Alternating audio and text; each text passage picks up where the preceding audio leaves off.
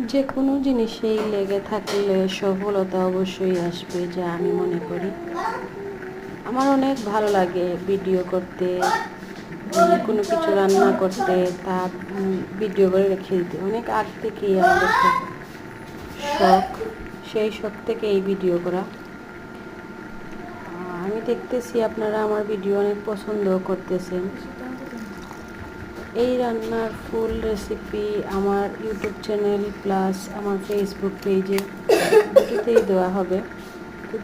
এটি ছিল একটি মোমোর রেসিপি, ভেজিটেবল মোমো।